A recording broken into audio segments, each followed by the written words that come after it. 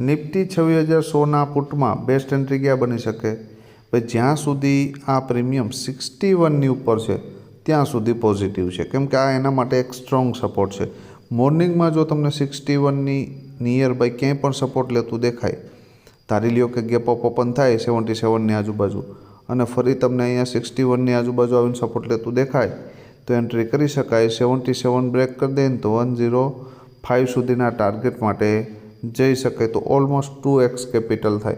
ધારી લ્યો કે આ પ્રીમિયમ નીચે ઓપન થયું, ક્યાં તો કે 61ની નીચે એક 15 મિનિટની કેન્ડલનું ક્લોઝિંગ આવી જાય અને ફરી તમને આ 77નું લેવલ બીટ થતું દેખાય, એક 15 મિનિટની કેન્ડલનું ક્લોઝિંગ આવે અને ફરી તમને ડીપ મળે ને તો ઓપોર્ચ્યુનિટી, અને પછી 105 બ્રેક થાય ને આ લેવલ તો 130, 153 અને 180નું લેવલ દૂર નથી. પણ કન્ડિશન એ કે ડીપ એક કેન્ડલ ક્લોઝ કરીને ફરી ઉપર ટ્રેપ કરે